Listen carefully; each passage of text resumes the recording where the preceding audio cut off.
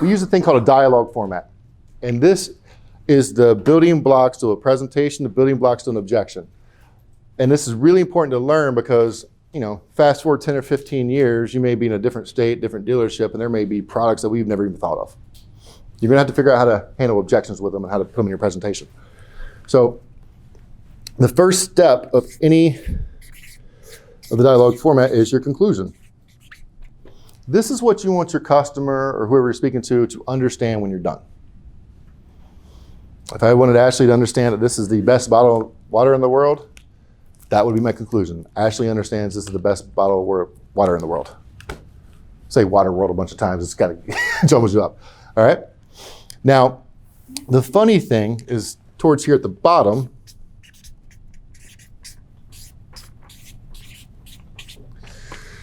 we're going to have a trial close. Now, I'm going to fill all this in, but this is really important that you get this. My trial close is 95% going to be, can you see how, and whatever my conclusion is. So watch this.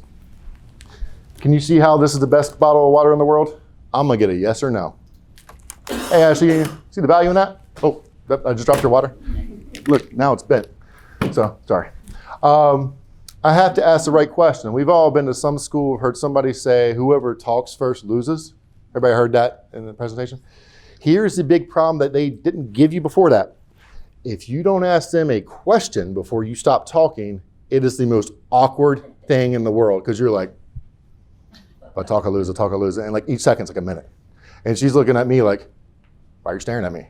Because I never asked a question. I end it with a statement. I'll be like, and that service contract's the best thing ever, and that's how I'll take care of your car.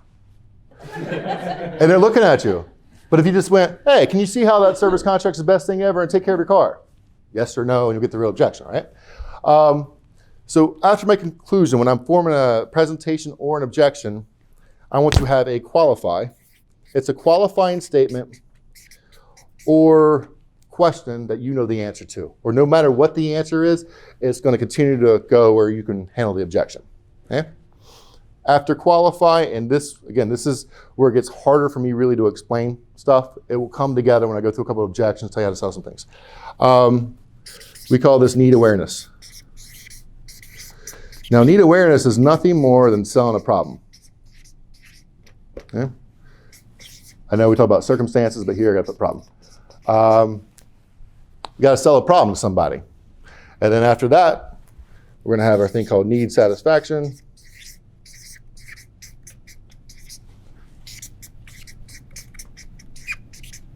Solution.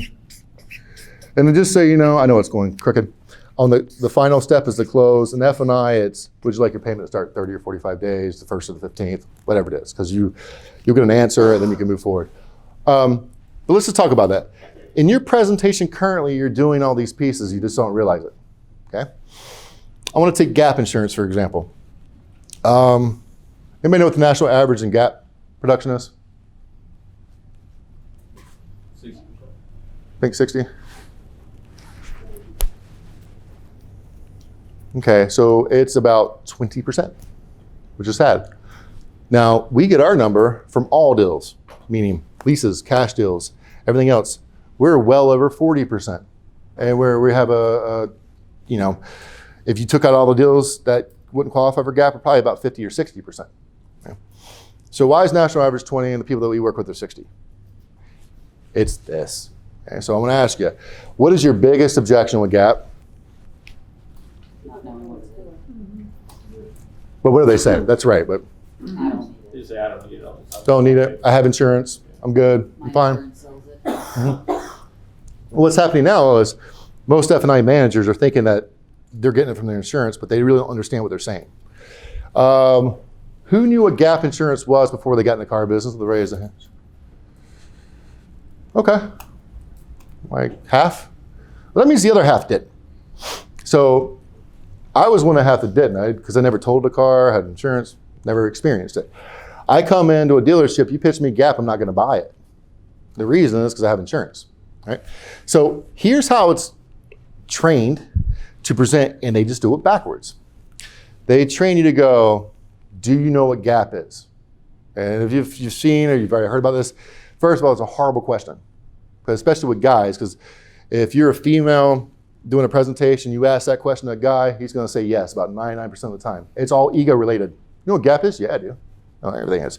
I know everything about this car. I'm the smartest man in the world. You know, you'll get that.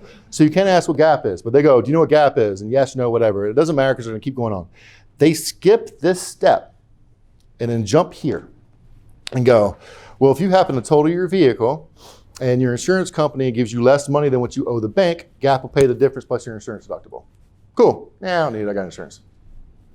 That's normal presentation. Does that sound familiar? I mean, I don't want to, again, I told you to throw the BS flag at me if I'm not making any sense. That's how it's done. And what's happening in the customer's mind, again, they don't want to be there, not really listening, don't want to buy anything. You're talking about insurance. They're thinking you're selling them car insurance. You go into an objection, they're like, I don't need it. It's fine. I'm good. I got insurance. I'm good to go. Well, you have, and then the F&I manager goes, oh, so you have that through your insurance company? Thinking that they bought Gap through their insurance company, and 99.9% of the time they're going to go, oh, yeah, I did. And then it's done. Because most people don't know how to handle that objection. The problem is they didn't explain it right. Okay, so a couple people, how much a month do you pay for car insurance, do you know? $178. I think we pay like $70, but it's for one car. Okay, 70. Yeah. Who said a number? 178. 178. Now, most people, when they went and bought car insurance for like $70, they're under the impression that my car gets totaled, a car gets paid off, I'll go buy another one, right? And what's crazy is she would have had no problem paying $80 if the person was like, look, the insurance is $70, but not going to cover everything. For an extra $10 a month, we'll cover everything. You don't have to worry about it. Which one do you want? Oh, I don't want to have insurance. It doesn't cover everything, so I'm going to get this. They would go that route. They just don't understand it. So we're going to change it, put it in this format, and change a couple of the questions, okay? Because again, I'm not selling Gap.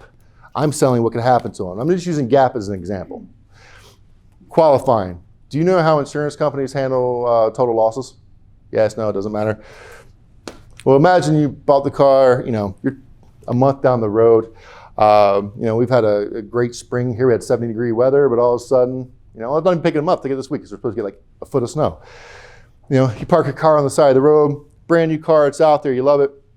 Snow plows coming down the road, all of a sudden they lose control and slam right into your car. Now, nobody's in your car, so nobody's hurt. Wasn't your fault because your car was literally parked. Snowplow guy wrecked your car. You call, your insurance company. Insurance company's going to send out their adjuster or their appraiser. Those are the people driving around the Progressive or Allstate cars you see all the time. They come in and they go, well, with all the technology and everything, we're going to deem your car a total loss. Based off current value, we're going to give you $35,000 for it. But you still owe $42,000 for it. Who do you think is responsible for that $7,000 difference? Me, my insurance company, snowplow. Any of those answers are fine because I go a direction either way. No, it would actually be you. Can you believe that? You have all this insurance, buy a new car, not even your fault. That guy hit you. Their insurance company's only going to give you what it's worth. You owe $7,000 because you were on your couch watching TV when somebody else wrecked your car. How are you going to feel about that? Pretty bad. Well, the good news is we have Gap insurance, and what it will do is it will fix that. So if you ever have a problem where you owe that much money, the $7,000, it will pay for that $7,000 plus your insurance deductible. You don't ever have to worry about it, and it will help you fix your insurance. So if my conclusion was, can you see how Gap can fix your insurance for you? I would go, can you see how Gap can fix your insurance for you? Yep. But now what I've done is I wasn't selling Gap, I was selling how insurance companies work. Because once they understand that, Gap makes sense. There's nobody in this room that wouldn't, if they bought a new car with no money down, would not buy Gap. Not one of you. So why do our customers not? It's just because they don't understand it.